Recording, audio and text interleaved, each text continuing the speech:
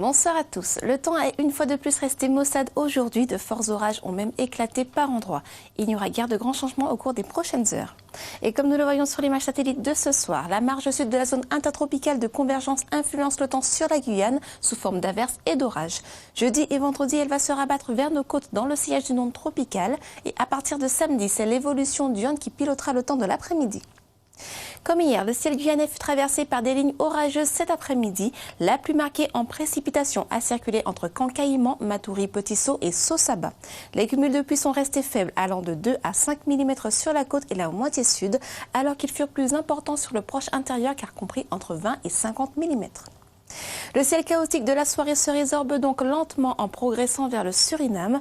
En soirée, les orages et averses résiduelles finissent leur trajectoire sur la vallée du Maroni entre Apatou et Maripasoula. Ensuite, le temps devient vite clément sous un ciel dégagé. Après minuit, seuls des nuages maritimes et leurs brèves averses traversent le ciel côtier et ce jusqu'en fin de nuit. Et jeudi, si le soleil résiste encore sur le sud, les averses sont plus fréquentes sur le nord. Elles reviennent dès la matinée sur le littoral où elles se succèdent jusqu'en milieu d'après-midi. À partir de la mi-journée, d'autres prendront le relais dans les terres. Aussi, les orages restent d'actualité et peuvent aussi gronder sur la bordure côtière. En première partie de nuit, les dernières pluies orageuses s'estomperont sur le Haut-Maroni et en toute fin de nuit, l'océan ramènera quelques ondées sur les embouchures de l'Oyapock et de l'Aprouague. La température sera demain de 32 degrés. Le vent est de sud-est. Il est faible sur l'intérieur et dépasse rarement les 15 km/h sur la côte, sauf pendant les rafales sous orage.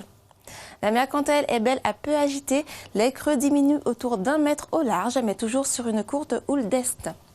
Passons maintenant aux horaires de marée en journée aux îles du Salut. La basse mer sera à 4h27 et à 16h36 et la pleine mer à 10h29 pour une hauteur de 2,60 m et à 23h01 pour une hauteur de 2,73 m.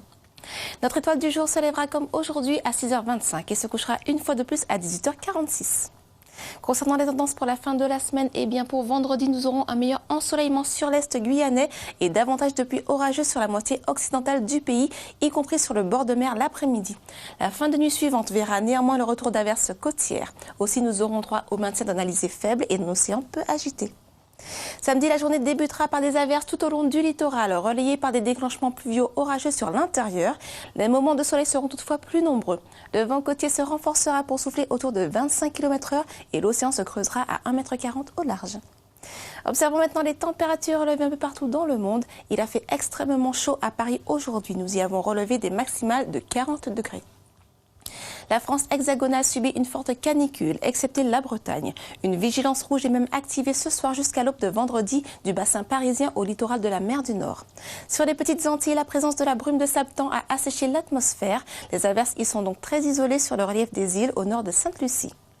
Demain, nous serons jeudi 25 juillet et les Jacques seront à l'honneur.